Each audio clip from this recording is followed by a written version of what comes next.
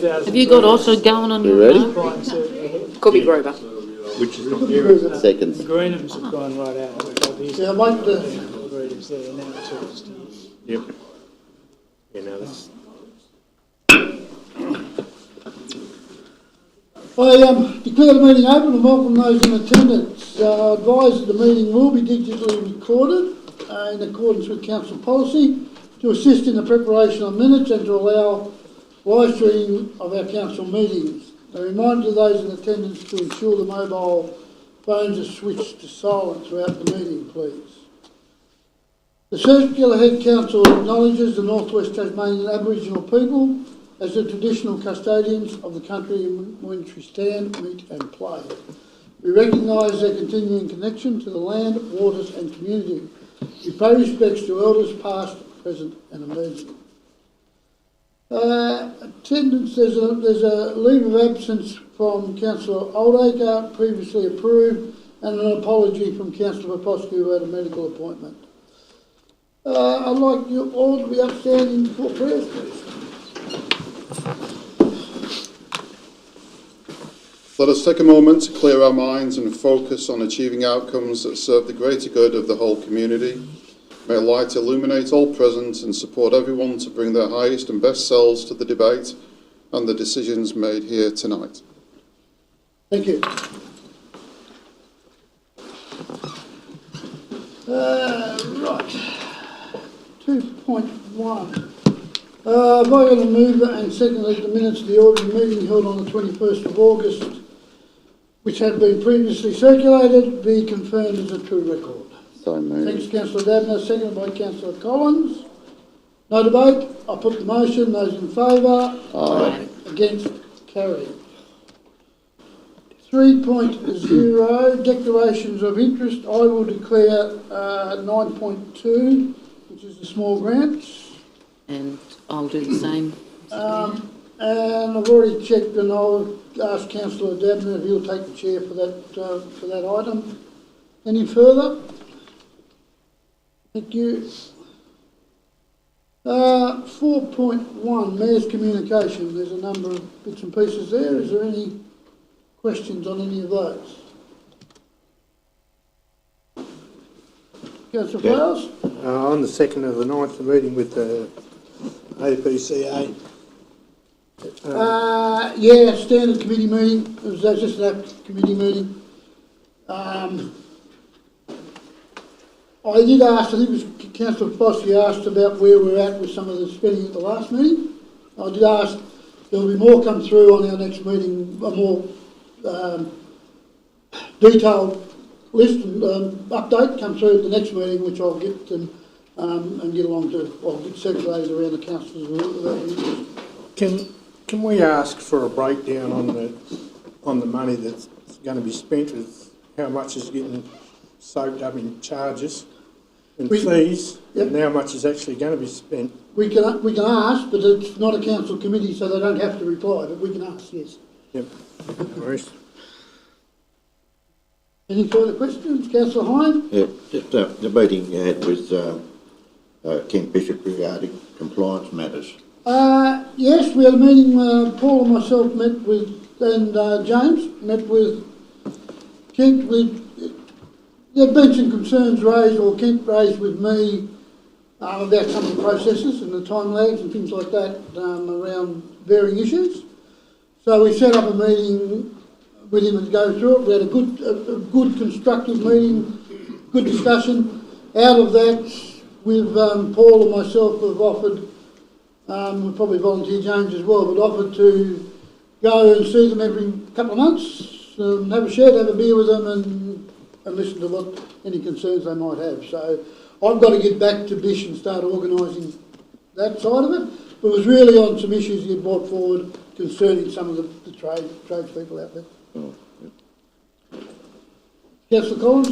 Meeting with Anne Urquhart. Oh, good. Yeah, just a standard standard catch-up. She was interested, obviously, during the breaks of the Parliament sitting, standard catch-up. She was interested on where was that with the medical centre, etc. and things, just updates on stuff like that.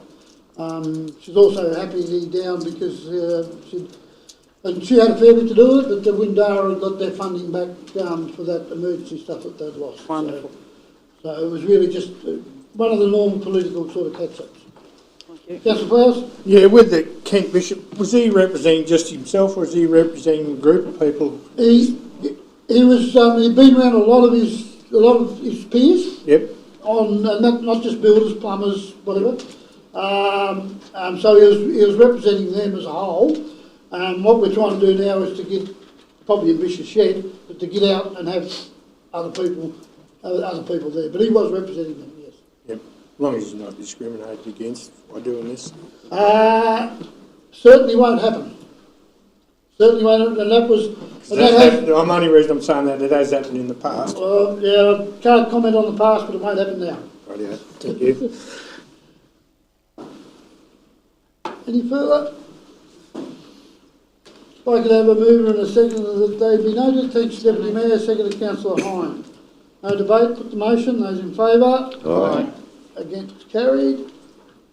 The same for the couple of workshops there. If there's no queries on those, if I could have a mover and a second that they be noted, please. Thanks, Councillor Pilkington. Seconded Councillor Hine. Those in favour? Aye. Against? Carried. Councillors. Public questions now. Council encourages community participation in its meetings through providing this opportunity for public questions and statements. Consistent with Council's core values, councillors and staff... Sorry, I've missed something. I apologise. I'll back up. I've missed... We've got a couple of late items, so 4.4 it'll be, a couple of late items to go into the agenda we need to approve. There's 9.12, which was emailed around, the endorsement of lifting the tone, and a clause to be added at 20.2 in the closed session. So if I could have a move and a second that we add those to the agenda, please. Thanks, Deputy Mayor. Seconded Councillor Dabner. Put the motion. Those in favour? Aye. Against? Carried. Thank you. I'll catch up again. Council encourages community participation in its meetings through providing this opportunity for public questions and statements. Consistent with the Council's core values, councils and staff strive to ensure all people are treated with courtesy, fairness, dignity and respect, and we expect our residents and ratepayers to apply similar standards in dealing with councillors. As Mayor, it is my responsibility to maintain the orderly conduct of council meetings and determine whether a question or statement is out of order due to the use of offensive, objectionable or defamatory language. I ask members of the public to show proper consideration and courtesy. Tonight I intend to give everyone who wishes to speak the opportunity to ask 2 questions or make a statement if they wish. Any more than 2 questions would be permitted at my discretion. Now is the time for any questions about planning matters that may be on the agenda tonight. If anyone wishes to speak, please come to the front, state your name clearly for the record. Good evening, councillors. My name is Stephen Dawson, and I'm going to speak to you a little bit about, on behalf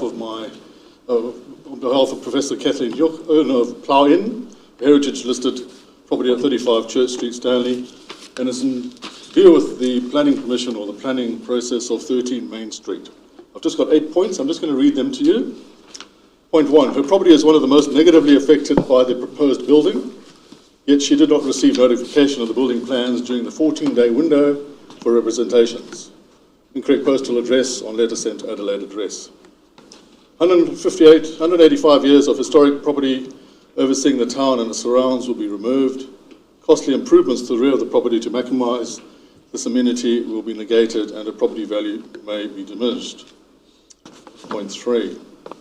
A 5-minute view of the plans on a computer screen in the council offices on 25th of August appear to indicate building height above the ground, at least the point highest closest to Buting Fletcher Street properties. The actual height above ground level of the planned building closest to the existing dwelling appears to be incorrect.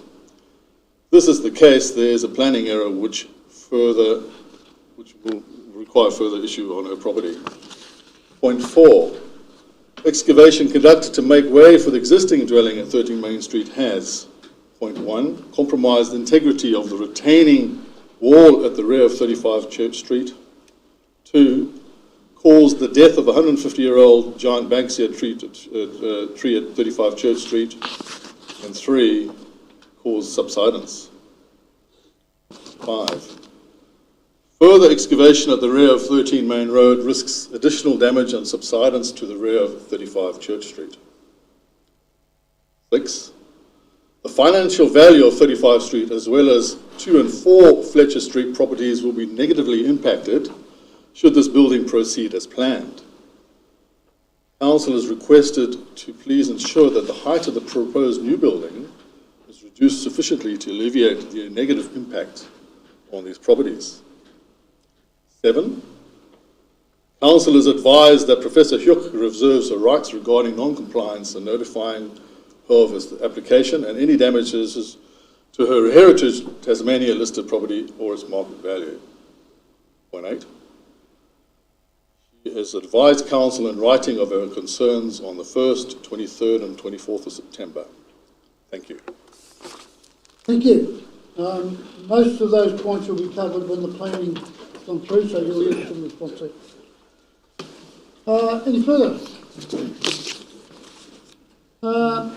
Thank you.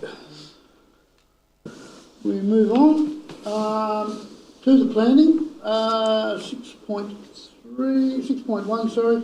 I remind the councillors we're now sitting as a planning authority and must observe the rules around that. And ask Sally to present. Yes. Yes, through you, Mayor. Item 6.1 is for the development application DA 2025-79 at 13 Main Road, Stanley, for a new dwelling, demolition and associated works and converting existing dwelling into a secondary residence. The recommendation is for approval. I will give a brief overview of the site, the application, the particular provisions reliant on discretion and concerns raised in the representations. The site, as shown on page 2 of the planning report, is outlined in blue, being an internal allotment, rectangular in general configuration, with an access strip sitting predominantly behind 11 Main Road, Stanley. The site has an area of 1,251 metres square and is currently developed with a dwelling and associated outbuildings. The land is assigned to the local business zone. The site is accessed directly from Main Road via the access strip and is fully serviced area. The application. Figure 2 on page 3 of the planning report shows the proposed location of the new dwelling. In relation to the site boundaries, it also identifies the 2 outbuildings to be demolished and earthworks to facilitate the additional driveway, proposed areas to serve the dwelling. The application relies upon 3 performance criteria under the Tasmanian Planning Scheme. 2 relate directly to the proposed residential use and 1 relates to the setback from Main Road. Provisions reliant on discretion. As set out in planning report, starting at page 7, the application achieves the performance criteria for discretionary uses as the proposed residential use is compatible with the adjoining residential zone, where its primary purpose is to provide for residential use and development. The proposed single dwelling is residential use and development consistent with the adjoining use and developments in the residential zone. The dwelling is of the same intensity and respects the general character of the area. The proposed residential use does not compromise or distort the activity centre hierarchy, as the existing characteristics of the site is residential use, with the size and scale being a single dwelling. The discretion in relation to setback is the setback distance to the road frontage, onto Main Road only, as it is not built to the road frontage due to it being an internal allotment. All other setback distances meet the acceptable solution where a permit must be granted. The analysis provided within the planning report has been assessed as achieving the performance criteria. Representations. There have been 2 representations received during the exhibition period and concerns raised by a third person outside of the exhibition period. One of the issues raised was a possible discrepancy with the location of the boundary, as shown on the site plan. This concern has been addressed through proposed conditions 2 and 3. Matters of concern raised are addressed and set out in the planning report, starting at page 4. In general terms, matters of concern were the setback distance to the side boundary, the height of the dwelling, impact on view, and design not compatible with heritage-listed buildings. The setback distances to the sides and rear boundary meet the acceptable solutions, as the dwelling is set back greater than 4 metres to adjoining properties within the general residential zone. This is not a discretion relied upon. The discretion relied upon for the setback only relates to the frontage setback to Main Road and has been deemed to be acceptable. From time to time, there will be an impact on existing views, but unfortunately, no individual owns a view. In fact, the allowable height in the local business zone is 9 metres, from the proposed dwelling having an overall height of 7.832 metres, and when viewed from Fletcher Street elevation, a reduced height of only 4.832 metres, well under the allowable 9 metres, and sits at a lower elevation, which further reduces the height when viewed from Fletcher Street. In terms of being compatible with heritage-listed buildings, the site is not within a local heritage precinct and is not required to be compatible under the planning scheme. In relation to reducing the proposed height or altering the plans, the Planning Authority has no discretion to make any changes to the proposed height or design. It must determine the application as proposed. With regard to the concerns raised tonight by a third representative outside of the exhibition period, assessment against the concerns has been undertaken. The issue of not receiving their notification in the mail until after the exhibition period had closed is unfortunate. Council has no evidence that a typographical error in the suburb delayed the letter reaching its destination. The addressee, name, street name and number and postcode were all correct. It has simply been held up in the mail system. This delay is outside of the control of Council. On Australia Post's website, it estimates letter delivery from Smithton to Medini Gardens to take 5 to 6 business days. It is noted that the occupier notice was received at 35 Church Street, Stanley. Council officers showed the proposed plans to the adjoining owner when they attended council offices when the matter was first raised. However, due to copyright restrictions, council officers cannot provide copies of applications. They are only viewable. Matters of individual property valuation are outside of the considerations contemplated within the Tasmanian Planning Scheme. The subject site is a sloping site. Heights on the site will vary dependent on the natural ground level. There is no apparent error in the heights proposed. Impacts from proposed excavation works are considered and controlled under the Building Act 2016 and are not a matter considered under the planning scheme. In relation to reducing the proposed height or altering the plans, the Planning Authority has no discretion to make changes to the proposed height or design. It must determine the application as proposed. Taking into consideration the concerns raised and the application assessment against the standards within the planning scheme, a recommendation for approval has been put forward. Thanks, Sally. Is there any questions to Sally on any of that? If not, could I have a mover and a seconder that the report be So moved. Thanks, Councillor Dabnett, seconded Councillor Collins. Wish to speak, Councillor Dabnett? No, I don't think so. Councillor Collins? No, it all seems self-explanatory. Any other speakers? No? Can I ask a question or am I too late? I'll allow it. How late was these people in getting their letter from the, like it was late in the mail, I understand that. How late? Have you got any idea?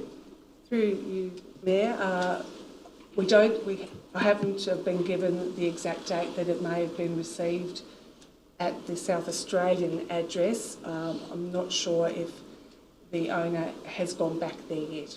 So on the time that they left the state to come back to Tasmania, it hadn't arrived. But when they got to Tasmania, the notice for the occupier was already received, and received within the time frame. So I don't have access to the exact date it was received in the South Australia address. Thank you. No further questions, no further, any debate?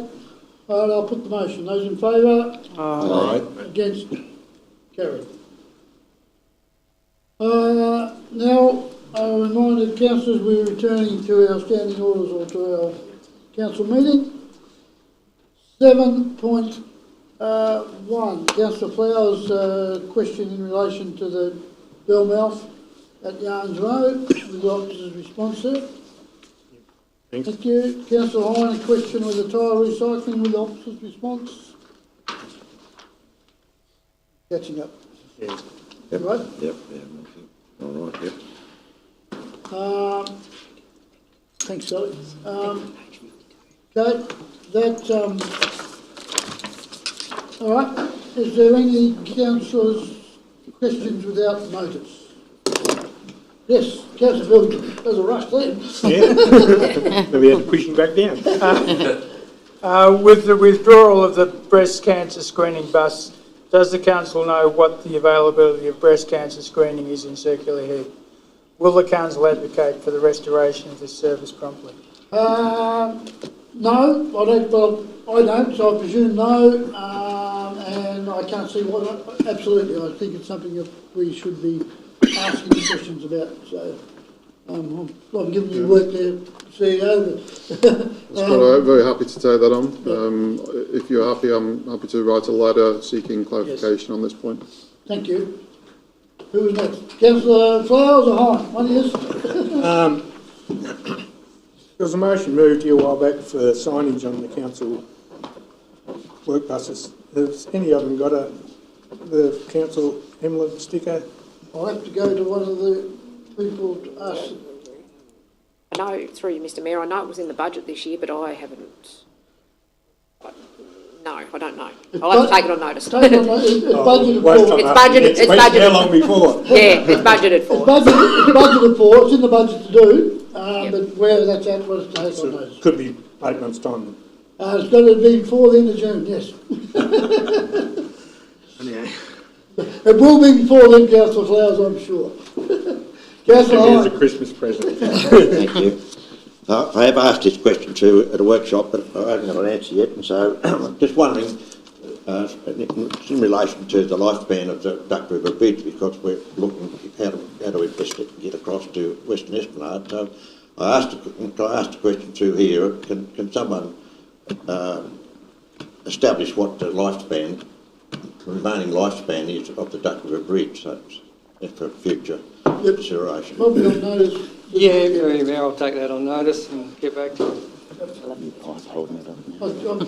Through state growth. Sorry, State road, yep. Yeah, through State Road, right. The next one is, I've asked it at a workshop as well, when was the fence built around the Western Esplanade, a playground equipment, and was it built at the same time as the equipment was installed? That was before my time. Yes, through Mr Mayor, yes, from memory. It was not, the fencing was done basically at the same time as what the equipment was from memory. From memory? Yes. Well, Could you establish when it was done? When it was built? Someone said it was Bedford's time. It was during John Bedford's time. I would think it would have been somewhere around 2013 maybe, 14, Yep. somewhere around there. You need more accurate than that? It was Yeah. just a question that was asked by young Armstrong, and there was a bit of uncertainty about it all. Yeah. Yeah. In relation to a motion that we're dealing with, but get off the table, can I be informed of what the depreciation fund is in relation to? bring that up when we're dealing with the motion. Your motion to come up off the table? Yeah. Yeah, deal with it I then. can bring that up then? Yep. Yep. Give you righto. the opportunity then. Thank you.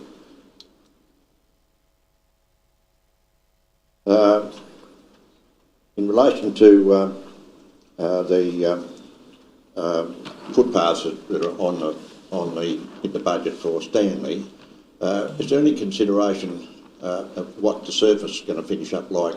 The surface on the 2.3 million track round the nut, base of the nut, is called aggregate, exposed aggregate, and it's looked on as an ideal surface for Stanley, a sort of heritage style listing, and is there any consideration being given to doing the same sort of a surface on the new footpaths if they go ahead? I have to go to you, Ron. Yeah, through you, Mayor. It's been budgeted for just a plain brushed concrete finish, so not an aggregate finish.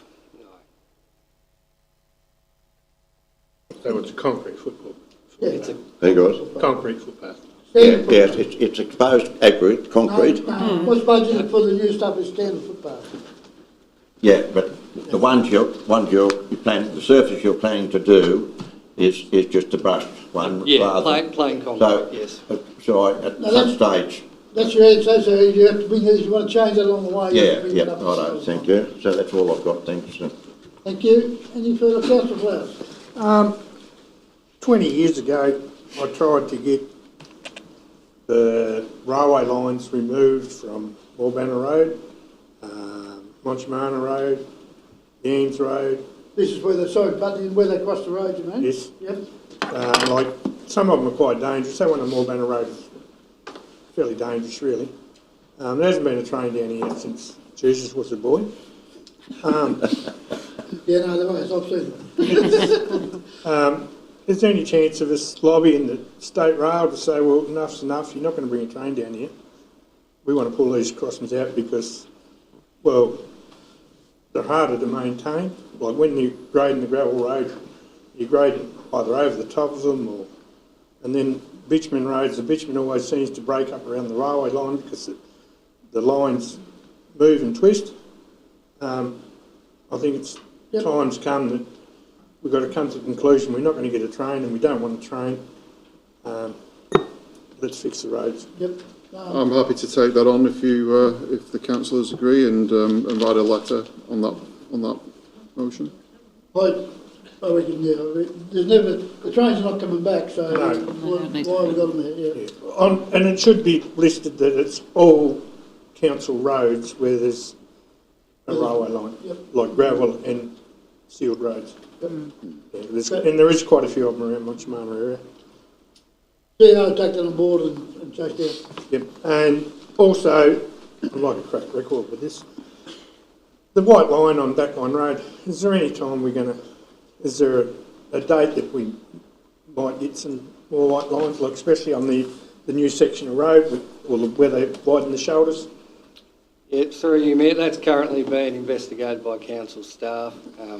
But if, yeah, that's currently So there's being not going to be a time line on it? If it was going to happen, it would have to happen in the summertime. Yep, no worries. Thank you. No further questions? Thank you, councillors. 8.1, Councillor Hines' budget amendment, which was then left on the table. I'll need a move and a seconder that we lift that off the table, please. And it can be anyone, it doesn't have to be the ones that... I'll move it then. Thanks, Councillor Flowers, seconded. Can't, Tony, you can second it. Yeah, Councillor Pilkington, put the motion, those in favour. Aye. Aye. Against, carried. So we now return to your motion, Councillor Hines. So we have had discussions about it at the workshop, but you proceed with your motion from here. Right, well, my position is still the same as far as I'd like to see it done. What I'd like to propose is that if the council agree, is that we put forward a motion at our next meeting that could be considered in the 2026 26-27 budget and be brought forward by 12 months. Particularly for the fencing side of it, if we can do the whole playground, better still, but Stanley's got a 200-year settlement celebration coming up in end of October 2026, and in fact, in view of the fact that Stanley is still a major tourism area for this area, somewhere there's conflicting figures, but even within some of our documentation today, there's a comment of 50,000 visitors. The actual number from the North West Tourism Association up to March 25, 12 months there were 145,000 visitors so that's a big influx, and 52% of those actually... Not disagreeing anything you're saying, Councillor Hine, but it's really not talking to the motion in front of us. Well, the motion... The motion in front, this is the motion we're debating now. The motion is that it's off the table, so it's up for consideration again if the council... But the motion reads to do that, not what you might want to do in 12 months' time. Righto. That's your motion, so that's what we're debating. I put forward that motion still to go ahead. Yep, thank you. Councillor Flowers, give us a second. Do you wish to speak? Yeah, all these figures here, like it tells us how much, but it don't give us any idea of what depreciation, what we got in budget there, well in kitty there to do these sort of jobs. Like, if it's $200,000 to do something, if there's $180,000 there with depreciation money,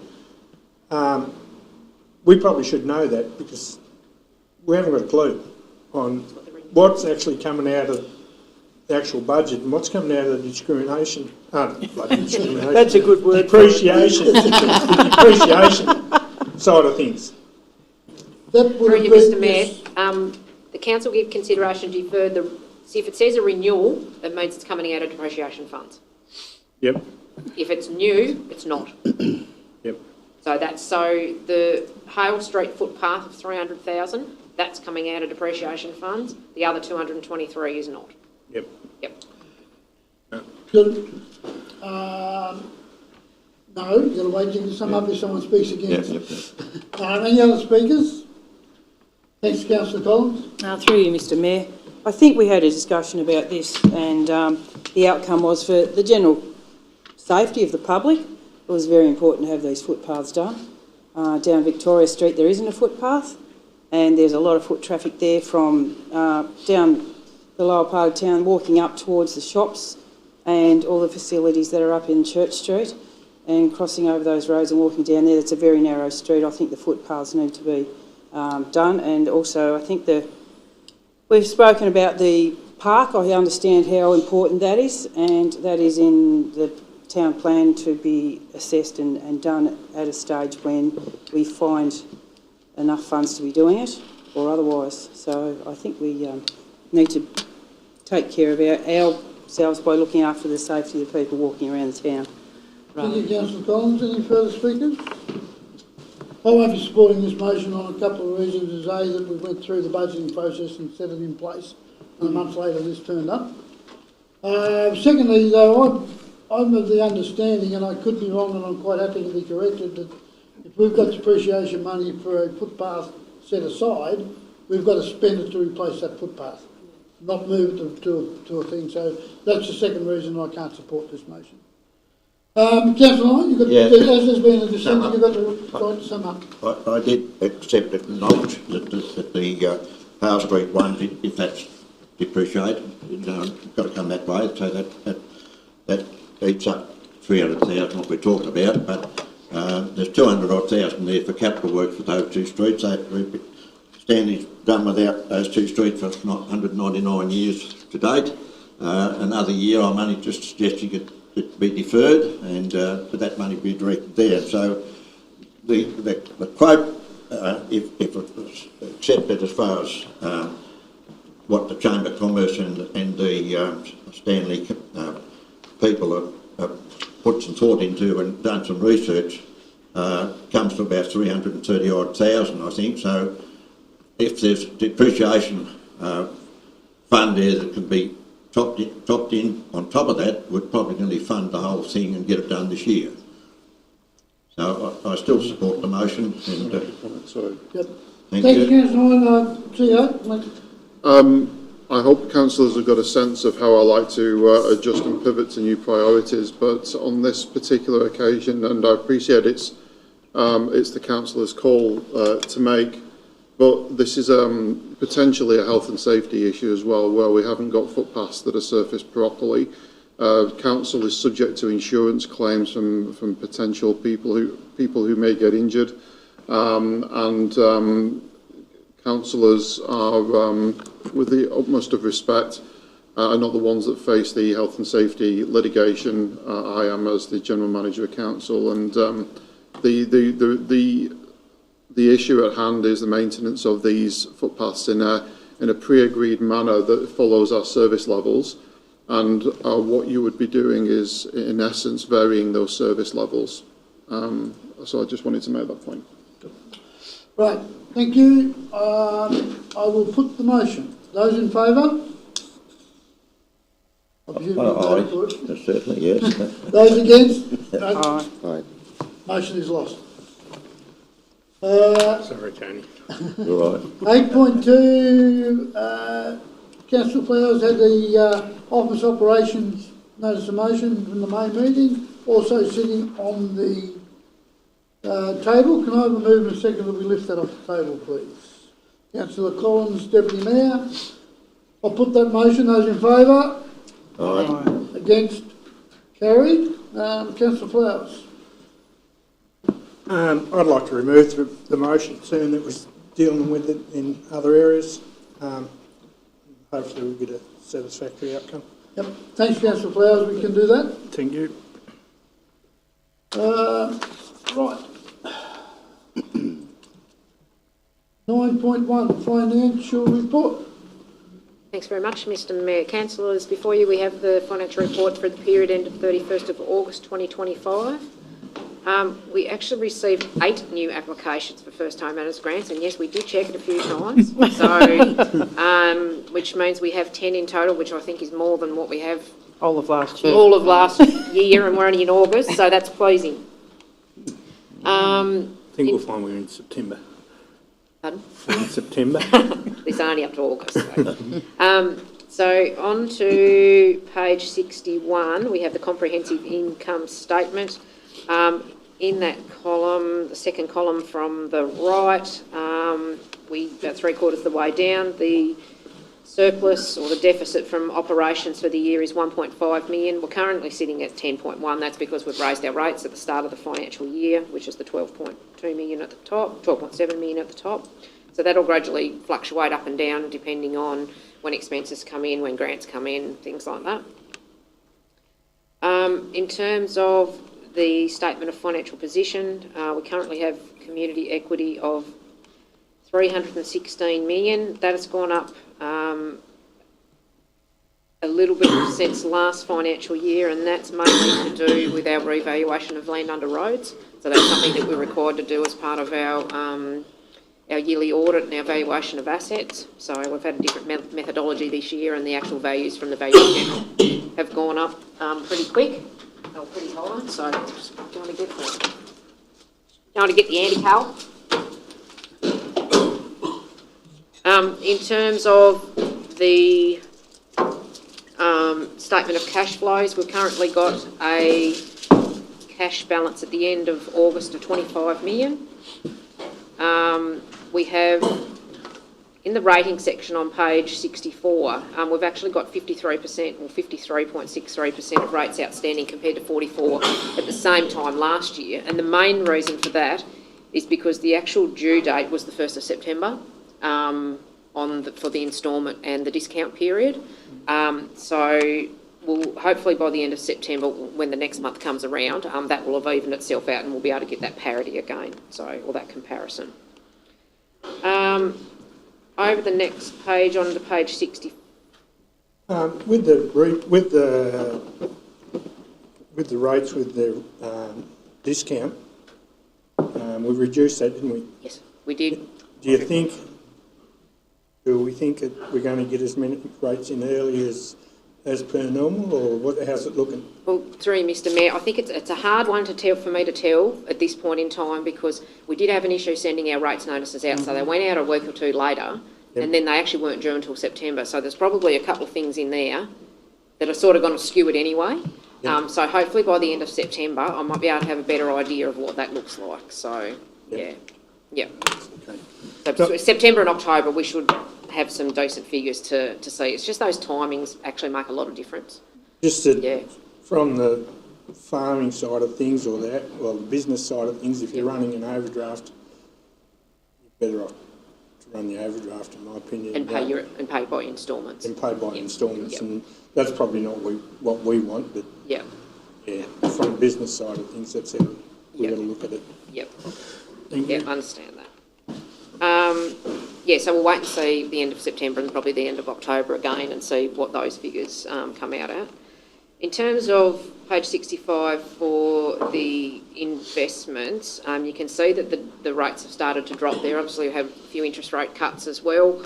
So we're only really getting in the mid to late threes there, and there's actually one at 4 that's been locked in for a little bit. So that's good. But it's not good that those top ones there are dropping, so that'll actually impact on our interest received throughout the year. And then we have the service area reports. We're actually currently in the middle of our annual audit, so the audits are here on site currently this week, so for the whole week, I think there's 4 here.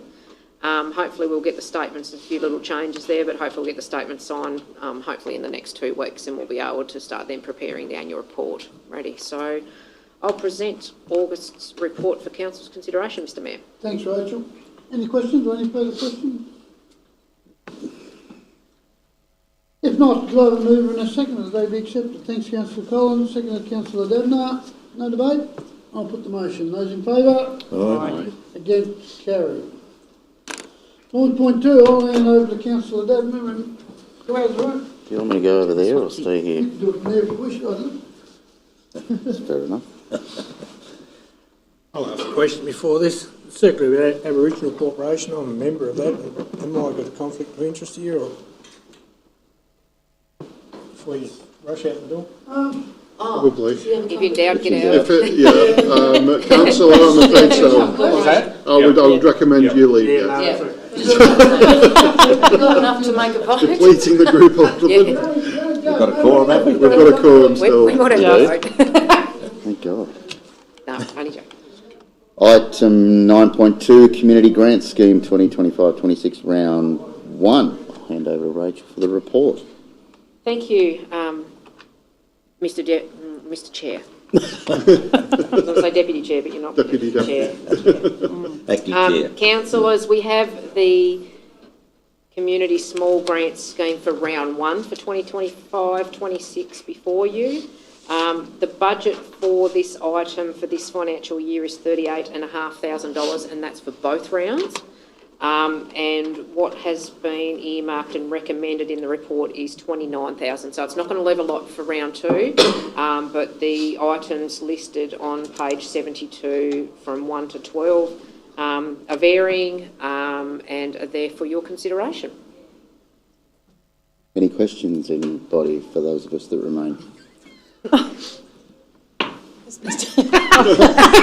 Just for the This is funny. No, I just think that it's a great idea that these small pockets of people around town in these little communities and their gatherings are able to get these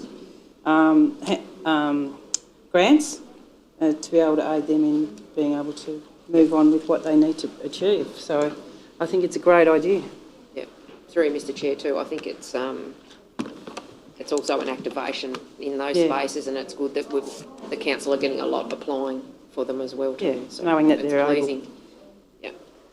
I'm prepared to move that we accept the recommendation and deal with them all in the one hit. Fair enough. I hadn't asked you yet, Tony, but sure. Do we have a mover? Do we have a seconder?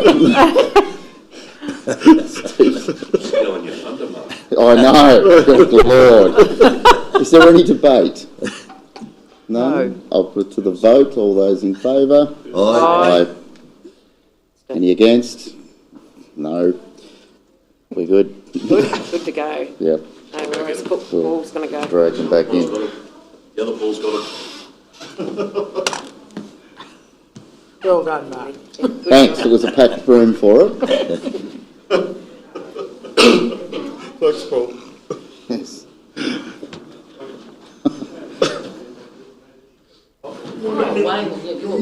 You've got nothing. I'm not fussy, I'll leave the room with. Can you do the next line of reference, please? Oh, it's on the recording. Thanks, Councillor Ledmer. You're welcome. 9.3, proposed change of use of Church Street. Michael. Thanks, through you, Mayor. So this is a report to consider initiating the statutory process under Section 14 of the Local Government Highways Act, including consultation and public notifications for the closure of the Church Street and Wharf Road intersection in Stanley. Undergoing this process would be the first action out of the Church Street master plan to be initiated, in which road layout change to the southern portion of Church Street would improve traffic and pedestrian safety, as well as pedestrian connectivity.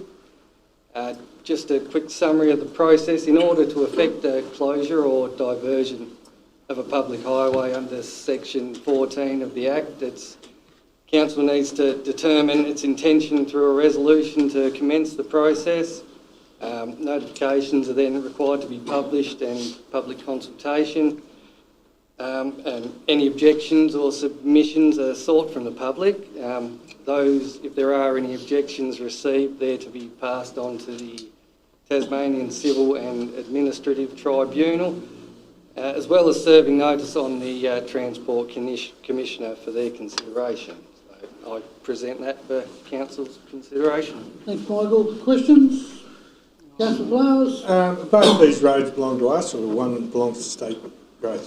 Church Street belongs to us, Wharf Road belongs to State Road. That's what I thought. Now, are they putting anything towards this, or are we doing maintenance or doing things on their road, or what's the story? We're not doing any work on their road as such. We'll be doing some work in their road reserve, but we won't be changing Wharf Road in any way other than to close off access. No, the only reason I'm saying that, are they putting anything towards it, or are we copping the bill? No. Yep, no, that's right. It's with I won't say what I'm thinking, but this is rude. Councillor Collins? Oh, through you, Mr Mayor, I think this is a long overdue project that needs to be done as soon as we can possibly get it done.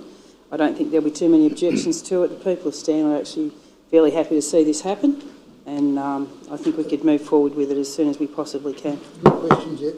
Oh, questions? We've had you a bit. If there's no questions, further questions. Movement and second, I presume Councillor Collins, seconded Councillor Hine. You suspect what I just said. Councillor Hine? I rise to support it. I actually personally witnessed nearly being run into by tourists on that particular corner, and it's a corner and a piece of road that's been and there has been some fatalities there in the past, I think. A lot of near fatalities as well, and so it's something that we do need to do and get it fixed and try and avoid some of those possibilities. Thanks, Councillor Hine. Thank you. Further speakers? I agree with what's been said. It's something that's been needed doing for a good while, and we get on and get it done. Put the motion. Those in favour? Aye. Against? Carried. Thank you, councillors. RV Dump Point, CEO. Thank you, through you, Mr. Chair. As you will all recollect from, or the majority of you recollect from a recent workshop, this matter was brought to the table some time ago. A grant deed was received to the sum of $60,000 as part of the Spirit Tasmania fund. And we were lucky recipients of that money. In order to support caravan and RV infrastructure in our region. These funds have been kind of ring-fenced for the fitting of an RV dump point. And as I shared with you in a recent workshop, there are significant economic development opportunities and benefits to local business and the local population by the strategic location of our RV dump points. The location of this is going to be East Esplanade Wharf. There's already significant parking there for RV parking and short layover, and it's also in close proximity to the centre of Smithton as well. So we expect that having such a great resource so close to the centre of Smithton, it will attract more visitors to actually stay in the centre of Smithton and spend some much needed money in local businesses there as well. The money will also be spent on some beautification work, and in addition to that, Michael and I have spoken about the opportunity to add some tourist information boarding there as well, to signpost people to other facilities, other businesses, other parts of the region as well, so it becomes a bit of a focal point, because quite a lot of people in their RVs, they don't know where they're going from one day to the next. That's the whole idea of having an RV. And so that will be a good gateway point into the rest of the region. So I'll leave it there and ask that you consider it for approval. Thanks. Questions? Councillor Flowers? Yeah, I still don't reckon that's the best spot, but seeing we're spending someone else's money, we just ought to spend it. I've never had that opportunity. I always got to spend my own, but other than that, it can be removed down the track and moved. Yes, absolutely. Yep. If required. Yes. If we can find a better spot. No one's sort of come up with it yet, but yeah. No worries. Thank you. Any other questions? Mover? Yes. Councillor Hine, seconded by Councillor Flowers. Councillor Hine? Yeah, no, I a bit like Rodney, I think down the track there's probably a better spot, but initially, and we've got funding for it and so on, and everything's there to connect it, and it's necessary to sort of move ahead with Western Esplanade and sort of get that settled. So, yes, I'll formally move it and support. Thank you. Thank you. Just what you said? Good. Any other speakers? Councillor Collins? I think, given the numbers and the figures that we didn't have before we made a decision on this a long time ago, it makes sense that it goes there, because bringing people into the township is what we're actually trying to do, and this is a good move towards that. I know other people may want to move it, but I think we'll probably get used to it being there and it might stay. But the fact that we have the funds to do it, and it's a good spot for it. Yep, thank you. Any other speakers? If not, I'll put the motion. Those in favour? Aye. Against? Carried. Councillors, Tasmanian Reuse Impact Waste Study or whatever. See that? 9.5. So eloquently presented. Yes. Thank you, Mr. Chair. Thank you, Mr. Chair. This is a for information paper. It is really just to bring you across a piece of work that was commissioned by the Charitable Reuse Australia and Tasmanian Waste and Resource Recovery Board. The purpose of the report is to understand the triple bottom line effect of the reuse and repair in Tasmania, including the benefits of employment, consumer savings, raising funds of charitable organisations, carbon emissions reduction and reduction to water to landfill. And it's to be noted that Circular Head do have a couple of op shops that we own a resale shop at the WTS, operated by the City Mission. So it is for information, and it is really just to really get a deeper understanding of the, as I said, the triple bottom line effects of that circular economy. Thank you. Is there any questions? Mover and the seconder, the report be noted. Thanks to Councillor, Deputy Mayor, sorry, and thanks seconded Councillor Hine. Wish to speak? No. Councillor Hine? No, thanks. Any other speakers? If not, I'll put the motion. Those in favour? Aye. Against? Carried. 9.6, adoption of Vision 2050. Again. Thank you, Mr. Chair. A pretty exciting time to be adopting the Circular Head Vision 2050 strategy.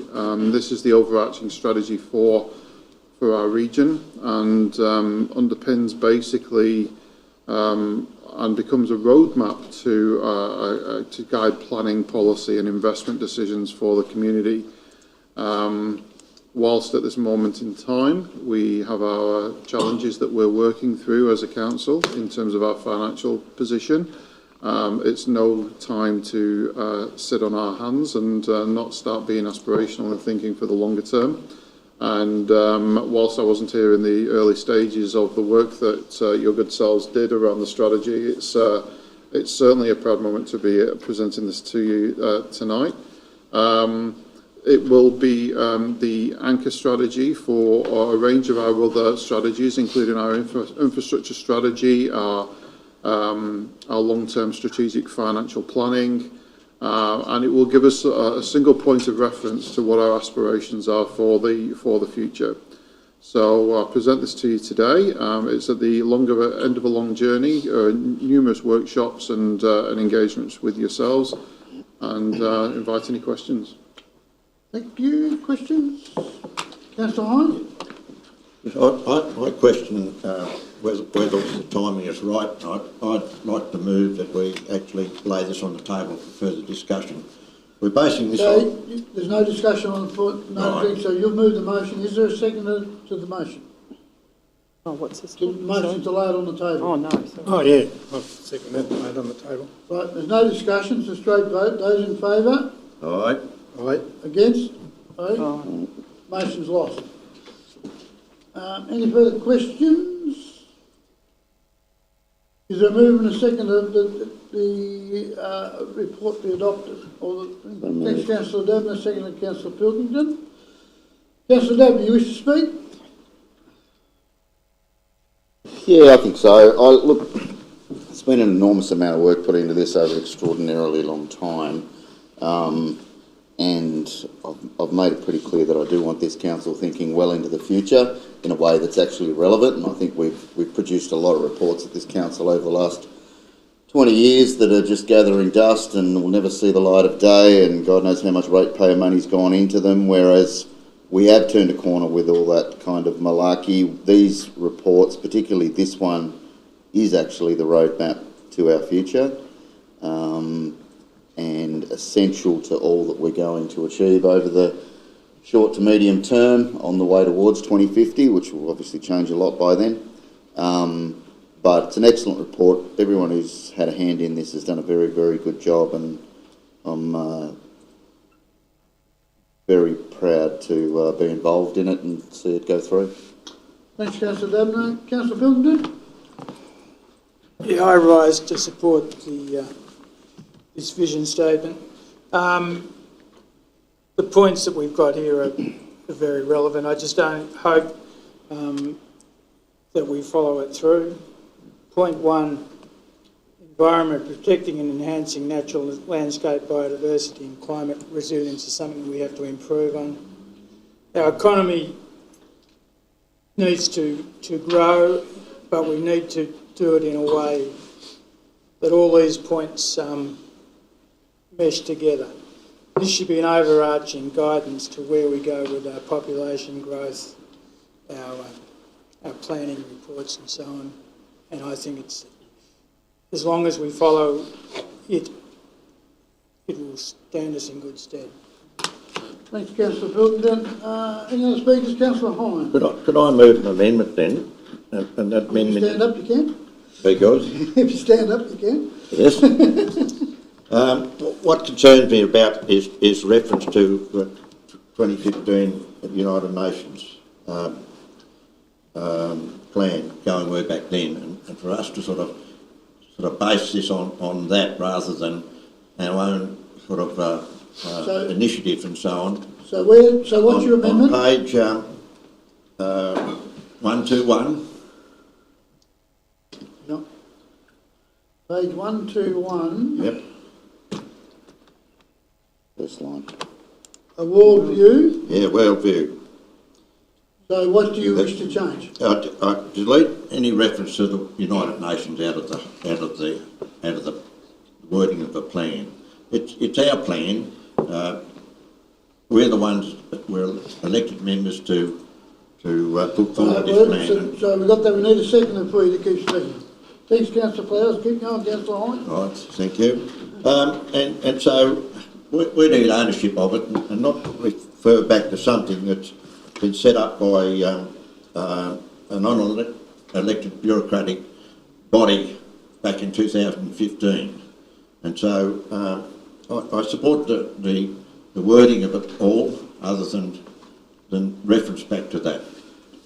Thank you. Councillor Flowers, you wish to speak? No, I'm good, thanks. Any other speakers for or against the amendment? Did you get the amendment as such, Smith? Thank you.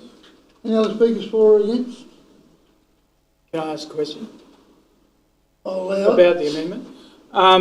So this just deletes that worldview bit from, the amendment says that we approve the plan with the deletion of the worldview.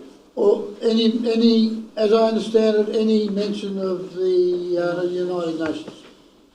But it is a worldview.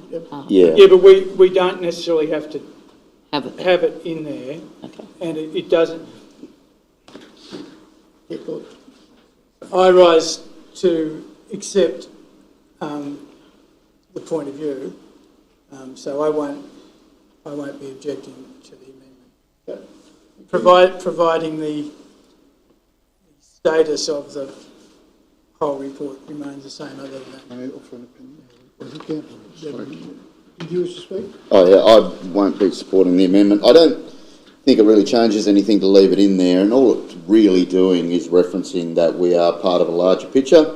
It's not tying us to anything the United Nations has done. There's nothing in this report that is governed by the United Nations. It's just referencing, or this worldview section is just referencing that we are part of a bigger picture. We have a part to play in a number of different areas. It's just background information. I personally don't see the harm in it, and it puts a little bit of a reference on the rest of the document and where we fit in. Thank you. No other speakers who wish to make a comment? It is only a comment that might help a little bit of understanding as to why it's in there, and it's fit with respect to its how we're going to be required as an entity to align the purpose of our organisation to a more of a reason for being. The recent amendments, or the ongoing amendments to the Local Government Act, require us, or will require us, to have a much more strategic approach in how we report back and to the value that we have in the community and society as a whole. And you'll note that the diagram that's included in the worldview outlines a number of areas that we are going to be required to actually report on in the future. So I just wanted to frame that, because it actually, it helps position the overall vision, and it takes it down to that level as to why it's, why the worldview is important overall. I won't be supporting the amendment either, basically along the very similar lines to what Councillor Dabner has mentioned. It's an overview area. We are part of the world, whether we like it or not. We should take a wider view of that. So, Councillor Hine, there's been dissenting comments, so you have the right to sum up if you wish. Yes, certainly do. So I've mentioned one thing. The other thing that I'm concerned about, how many of the actual community have had input into sort of looking at this. And I know it's a touchy area as far as I'm concerned, where the less than 0.001% really of people, and that's why I would have preferred it laid on the table so we've got more discussion on it. But I'm still prepared to and like to support that So we have your amendment? be removed. have your amendment. So we're voting on the amendment, which was to remove all mention of the United Nations.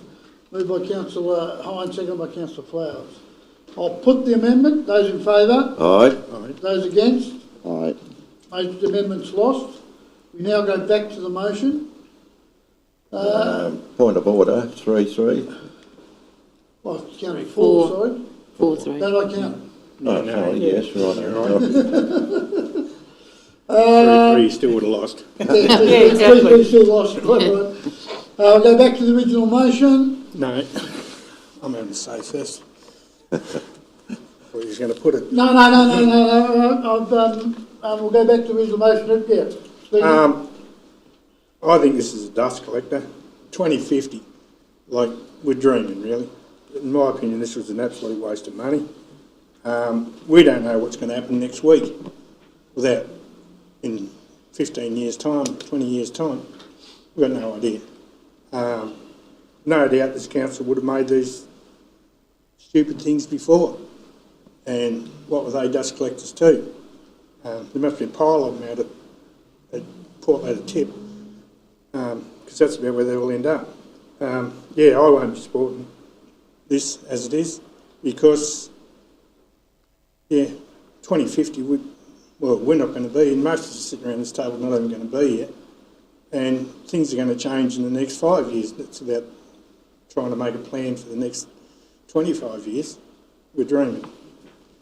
Thanks, I'll add my point. Councillor Flowers, any other speakers? I'll be supporting it, and taking on Councillor Flowers' point, it will be a living document, there will be alterations going forward, without a doubt, and be reviewed at regular intervals, I would suggest. So. More money. Okay, no further speakers. I'll put the motion. Those in favour? Aye. Aye. Against? Aye. Got them, Matt? Yep. Motion's carried. Thank you. 9.7, appointment of Emergency Management Coordinator and Deputy Coordinator. CEO. Oh, I just promoted you. Thank you, Mr Mayor. Councillors, under the Emergency Management Act, each council must have a coordinator and a deputy coordinator appointed under legislation. So currently we've got Kevin Chops Maguire as the coordinator and Alison Pike as the deputy. And they are stepping down, so I want to thank them for their time in those roles. And this report is to nominate Norman Berkery as the municipal coordinator and Leighton Darcy Stewart as the deputy municipal emergency management coordinator. Part 3 of the recommendation is actually for the GM to put the nominations forward to the State Controller for appointment, which is an official process. So I'll present that for Council's consideration, Mr Mayor. Any questions, Councillor Flowers? Yeah, it's probably not to do with that, but I remember 20 years ago when I was on council, as a councillor here wanted his so-called nickname used as his name, and they refused point blank. Now, keep on calling him Darcy. That's not his name. His name's Leighton, and it should be printed as Leighton. It is. It is. It is, but it's got Darcy in brackets. Because everyone knows him as that, I suppose. Got his real name, though. If we're going to name someone, we're going to name them. We don't put their nickname in there. And it happens all the time. You're doing it all the time. It quite often comes around this table as Darcy. Well, name is Leighton. It's not Darcy. You can probably call me a name. You can call it around the table. I don't get to each. But what you want to call me probably not going to go down well. But we've got to use the person's name. Thank you, Councillor Flowers. Take it on board. Is there a mover and a seconder that we accept the report? Thanks, Councillor Dabner. Seconded, Councillor Collins. You wish to speak, Councillor Dabner? Not at all. Councillor Collins? No, thank you. Any other speakers? And I think that Councillor is probably a point that have we got permission of Darcy to use Darcy? Absolutely, that's how he goes. Yep. Everyone calls him. So we certainly need to have someone there, that's for sure, and if they've made themselves available and Well, they wouldn't have been in the report if they didn't make themselves available. Yeah, Oh, yeah, point in order or that. I don't care how he goes, it's not his name. Point noted, councillor Flowers, done with. Thank you. I reckon we should be removing that. Well, you have to move an amendment. Well, I'll move an amendment to the motion. That, They remove Darcy from point 2. from point 2, yep. We have a mover of amendment to move Darcy. Is there a seconder to the amendment? For the point of discussion, yes, I'll second that. Right, seconded by councillor Hine. You wish to say any more on it, councillor Flowers? You've had a bit of a go. Like I said, in past time, there was a councillor here that wanted his name used, and he was a councillor, and they refused him. No, you'll be addressed as your proper name. Now, if it's not good enough for a councillor to have the same status as Leighton, there's something wrong. Now, his name is Leighton, it's not Darcy. Now let's start addressing the staff and everyone is with their name.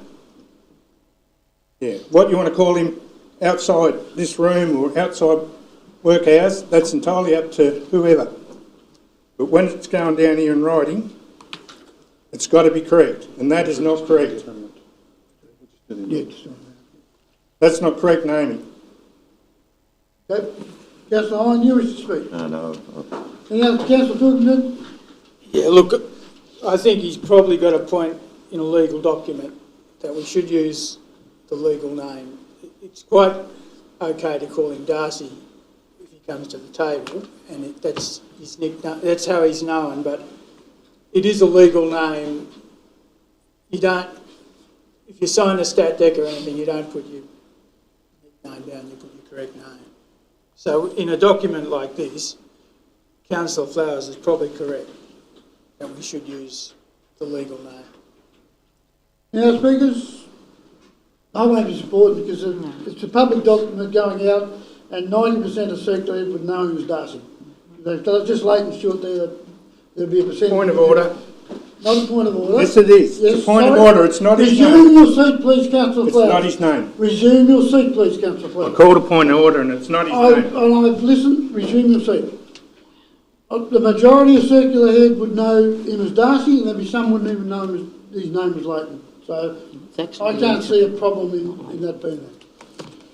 All right, so we'll vote on the amendment. Those in favour of the amendment? Aye. Those against? The amendment's carried. So we now go back to the motion. The word Darcy is removed. We have moved the second for the motion? That was Councillor Dabner and Councillor Collins. So, right, you spoke to that. Any other speakers? No, thanks, Sheepy. Well done, Mark. There you go. All right. I think it's a good document as well. So I'll put the motion. Those in favour? Aye. Against? Carried. 9.8, absolutely perfect timing. Councillors' dispute policy, resolution policy. Do we need a break? You can have a go. On the funny side of that, I was Christian Anthony and I'm known as Tony, so... There you go. Tony's not the Rightio, so you might as well leave the So, room. thank you, see you. I'm just going to get in there quickly. Thank you, Mr. Chair. So, as you'll all be aware, there have been a number of special template frameworks, policies developed by Local Government Association of Tasmania, known as LGAT. This is a model dispute resolution policy that was drafted in December of last year, and it's been widely applied across all councils within Tasmania, so it's before this council for formal adoption. Thank you. Questions? If not, can I have a move and a second that the report be adopted? Thanks, Councillor Pilgrim. Second, Councillor Dabner. No debate? Put the motion. Those in favour? Aye. Against? Carried. General Manager, Recruitment and Performance Monitoring Policies, 9.9. If I could say ditto, I would, but a similar thing for this particular policy as well. But in this case, the Auditor General released a report back in 2021, and the Local Government Act has also been tightened to have specific criteria in place around the recruitment and performance monitoring process for general managers. We have already had these in place with the adoption at the last council meeting of my key performance indicators, you'll recollect. So this is just adopting the formal policy around recruitment and performance monitoring. And also at the last meeting, you may recollect, was the formation of the GM's performance committee as well. So it's before this for adoption, please. Thank you. Any questions? Not going to move in a second. Thanks, Councillor Hine. Second, Deputy Mayor. No debate. Put the motion. Those in favour? Aye. Against? Carried. 9.10, Senior Management Report. Sorry, I'm catching up. My scroll isn't going fast enough. Thank you, Mr. Mayor. As we move through and get a bit better at management reporting, this report will change over time, and we'll be reporting on performance metrics, progress of infrastructure projects, and a range of other things, and it will all be captured under a single senior management report, unless there's specific resolutions that's required under a single report header. But for the time being, this is the place where all of my activities are recorded, and I think you'll note that I've had quite a busy month from the 18th of August through to the current day. Numerous meetings, attending conferences, the CEO and GM's workshop for Legat over on the East Coast, and doing quite a considerable effort around networking with my coastal peers and wider Tasmanian peers as well as meeting with members of Parliament. So in addition to that, the senior management report also includes some amazing initiatives that's been run through our Connected Communities team. Of course, we've all heard about what's been happening with charts. It's been an incredible success. And I'd like to personally praise that team for the immense effort that's actually gone into that programme of work. It's been quite staggering. But also, be it business as usual within the Connected Communities team continues whilst Charts is in motion as well. So again, it's amazing how such a small team can have such a big impact in a community whilst being there at the size that they are. So that's probably it for me, and I'll put it for acceptance, please, Mr. Mayor. Thank you. Any questions, Councillor Flowers? Taswater, did you get any sense out of them? Did we find out why they want to charge the earth for the water the council was supplying 20 years ago for mere pittance? Yes, those conversations continue. So I've got to be quite careful because we're obviously in the public domain, so I'll be careful how that's worded. Feel free. I think it's fair to say that there's still a lot of information that needs to be presented to councillors.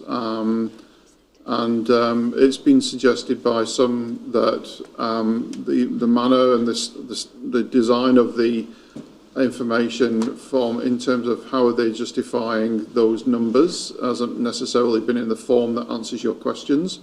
So we are still uncovering some of those things. I'm actually on a Legat working group with Taswater, so I'm hoping to be quite a bit more, let's say, intimately involved, so I could then bring that information back to this table and keep you abreast, something which obviously hasn't been there before. But yeah, I'm afraid that's probably all I can say for now, Councillor. I'm working hard to try and make those inroads. Yep. You had a meeting with Roger Jenks. What was that entail? Forgive me, I've just got to find it on the list. Oh, hang on, I'll put my glasses on, I'll find it for you. Oh, yes, of course. 17.9. Of course.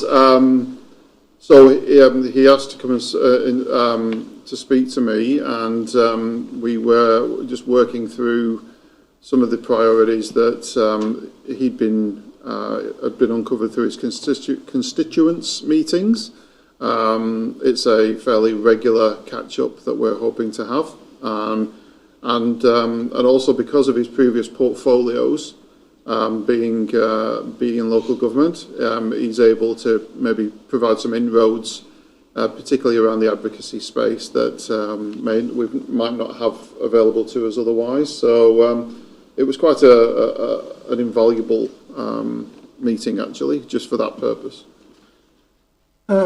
Next time you have a meeting with those type of people, is there any chance of pushing or asking the issue of the shack sites that are still owned by Crown be sold to the leaseholders?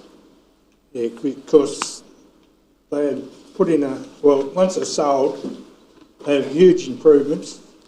Shacks are brought up to like homes, more or less, and a lot of the Arthur River area is a prime example.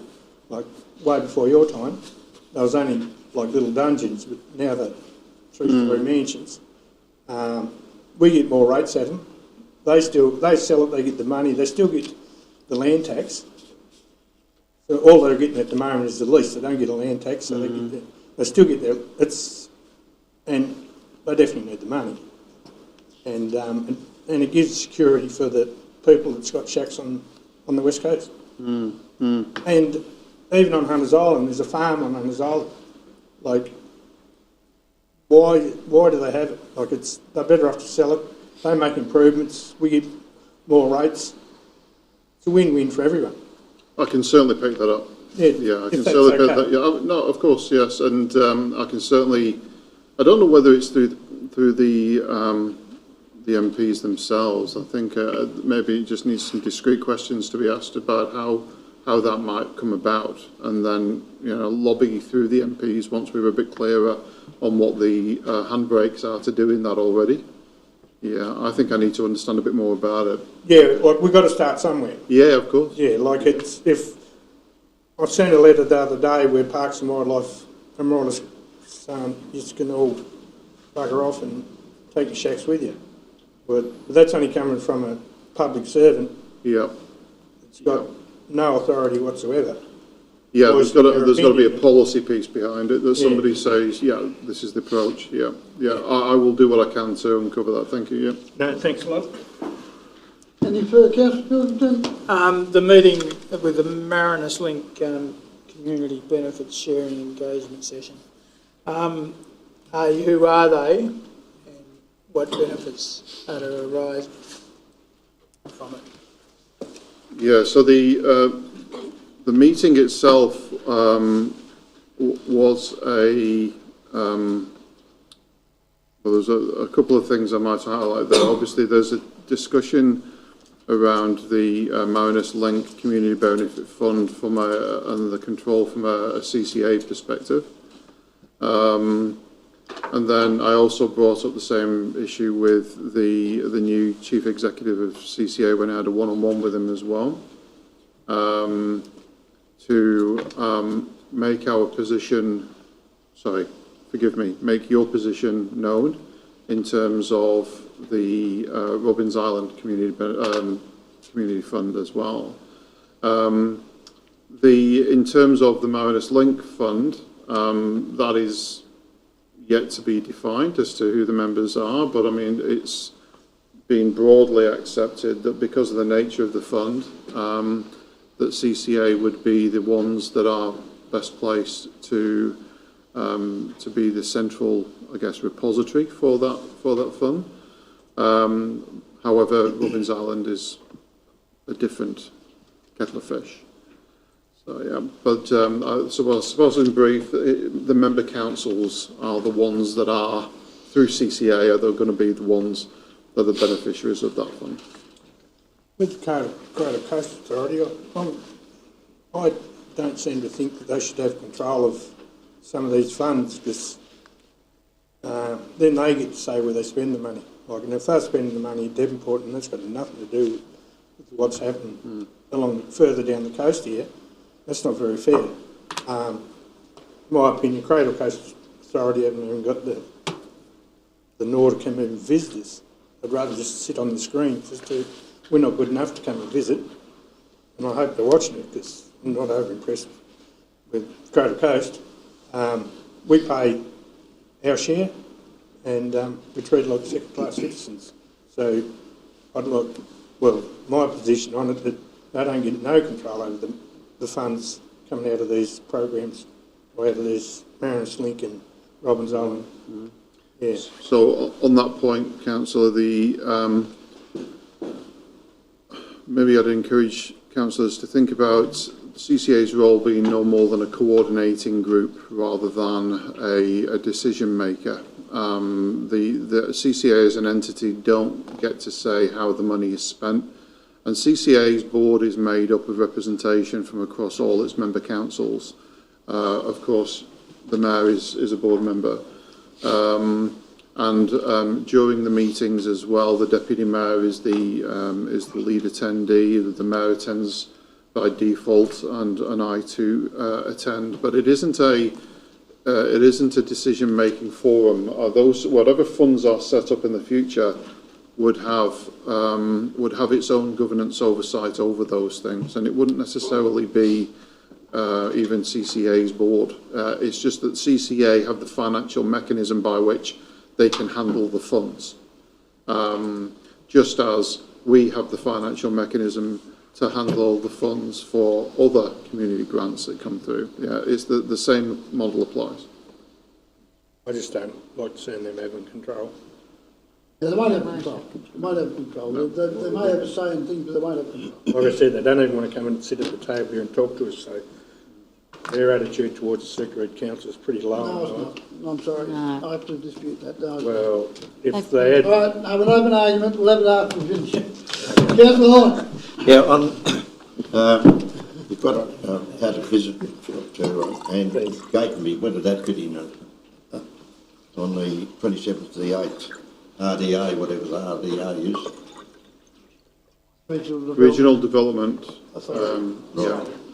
Yeah. So this is just it's basically around opportunities to access grant funding from sources that maybe haven't been explored before. So or that have only recently become available to us. The things, and it was the one example was with Smith Town Centre Plan. There are two elements to the fund that is currently offered through the RDA. One is for the development of master plans, and the other one is for the implementation of those master plans. Our challenge, of course, is that if we applied for the second round or the second tier funding, then often it results in the development of assets, and then we have all the financial implications associated with that. But it was to identify funding sources that might help us get to where we want to be as a council that we hadn't previously considered. Thank you. The other one was how many turned up to the Smithton drop-in session, and the that was on the 19th of the 8th, and the Marrawar one on the population strategy. Yeah, the Marrawar one was quite disappointing, but we had a good conversation in any case. One lady turned up. Yeah, one lady turned up there. And a couple of councillors. The Smithton. Sorry, are you referring to the drop-in or the consultation? Yeah, the community drop-in session on the 19th of the 8th. Yeah, the community drop-in actually was really really well attended. We had about 6 or 8 people turned up. We had to terminate because you had... Yeah, we spent an hour and a half there instead of the allotted hour, and we had people waiting, so we've had to make our apologies. But this is an ongoing thing. The other one that stood out was the Stanley one that we've done. It was almost like another another council meeting, wasn't it? But We had a really reasonable group, you know, and they were really engaged with the process. So, they liked the fact that we were going out to the community and listening, which is, they really respected and appreciated that. Thank you. Councillor Flowers. On the 9th, the Stanley, meeting with the Stanley Caravan Park, or would you prefer to answer that later on in the evening? I can't go into that, but I'm happy to talk to you about it in closed session. Yeah, no, that's what I was getting at. Yeah, no, I'm happy with that. Thank you. No further? Can I have a move and a second that the General Manager's Senior Management report? Thanks, Councillor Hine. Second, Councillor Flowers. Put the motion. Those in favour? Aye. Against? Carried. Thank you. 9.11, there's a couple of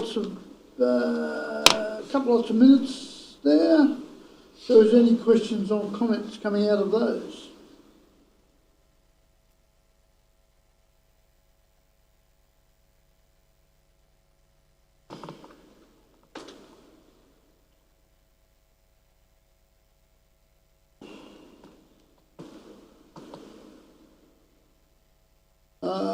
If not, can I move in a second that they be noted? Thanks, Deputy Mayor. Second, Councillor Hine. Motion, those in favour? Aye. Those against? Carried. So 9.12 was our addition to the agenda, which was emailed around, sent around, and it is in relation to endorsing the GATS Lift the Tone campaign. We've neglected to do so. And support the promotion through our different communication channels, and encourage council and staff to sign the online pledge. I suppose, look, the basis of this is simply an attempt, understanding that there's certain people that are not going to change their attitude at all, but there are the next level down that may well change and start to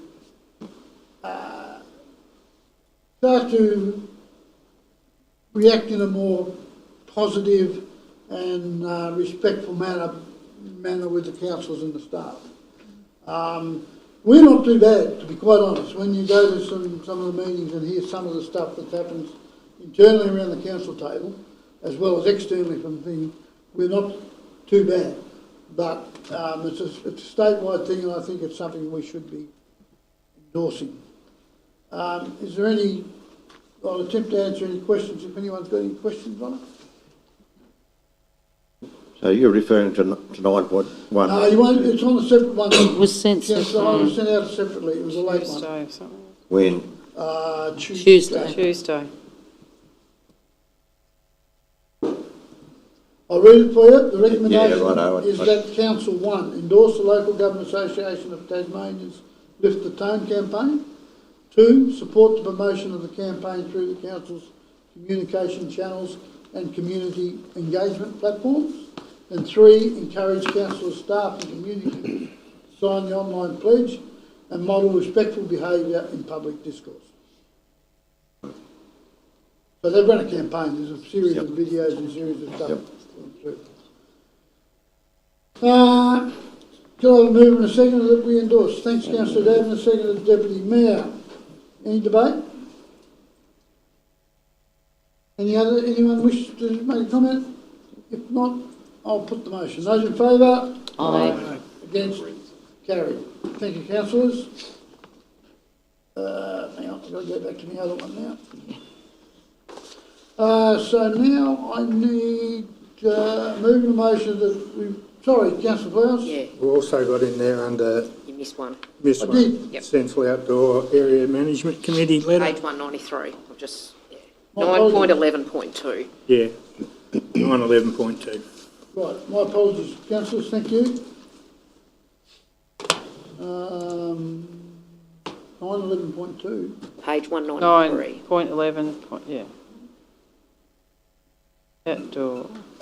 193 and 194. No, it's no 190. It's 193. It's 911. 9. Yep. Oh, Central Outdoor Area Management Committee, is that the one? Yep. Yep. Okay. Yep, that's the, I did, I apologise. Any questions or comments on that? Thanks, Councillor Flowers. Councillor Oldacre is not here to review, but I'll try my best. This storage shed was built for the storage of the equipment from that area. Weren't built for fertiliser storage. If the outside workforce want to store fertiliser, they store it in their own depot, in their own shed, not in the outside, the central outside, in their sheds, because they've got lots of gear in there. As you read through there, they give a comment on what's in there, and we don't want fertiliser spread all over it. And it will get on it. I deal with a bit of fertiliser myself, and I know you park the tractor and the spreader in the shed, and it's not good the next day, especially if it's closed in a closed area. And this shed weren't built for the depot. This was built especially, as you read through there, for the storage of the cricket gear and stuff like that. Thanks, Councillor Flowers. I'm wondering how I handle this. This is just a request in writing. Could I move that defer to a workshop before any action taken? So sit on the table? I'm prepared to do that, yes. Is there a second to that? Yeah, I'll second that. Right, so take Councillor Flowers or Councillor Pilkington. I'll put the motion. Those in favour? Aye. Against, carried. Right, that's probably a sensible way we can have a good chat about the whole thing. I will ask a question too. This shed will not be filled up with fertiliser between now and then, will it? No, shouldn't be. Through you, Mr Chair, I certainly hope not. Oh, well, I'm just making sure it's not. And we can communicate that, certainly. Yeah. I'd also say that it may be quite a bit of time before we can actually get it to a workshop because of the other, forgive me, more pressing things that your good selves have to work through. So as long as there's no urgency associated with this. I understand that. I understand exactly where you're coming from, but I want to make it quite clear that this shed's not going to be filled up with fertiliser and them people are told to piss off. There's sheds at the depot. They can, if they want to store fertiliser, they can store it there. Yeah. Or if there's a fertiliser depot at the roadie, it's not that hard. We can certainly communicate that back. Councillor Goodman. Can I move that no change in the use of this shed be made until council come to a decision? No, that'll be a new agenda item. I think that's where the CEO is going to take back and communicate. But that'll be a new agenda item. We can't legally put it on there, I don't think. Would that be a fair call? Sorry, I don't think anyone disagrees with you, by the way. If it's just for simplicity, if councillors are happy, I'll just go back with an instruction that it's not to be used until such a time that council have made a decision on the matter, and however long that might well be. Thank you. Table happy? Yep. Thank you. Thanks, Paul. That's good. Right. Now, I need a motion that we resolve absolute majority to consider the listed items enclosed. Thanks to Councillor Pilgrim, second to Councillor Dabner. Put the motion. Those in favour? Aye. Against, carried. And I need a motion to close the meeting. We'll go into closing. Thanks, Councillor Dabner, second to Councillor Hine. Put the motion. Those in favour? Aye. Against, carried. We haven't had a phone call from Queensland. Good time. See you, Paul.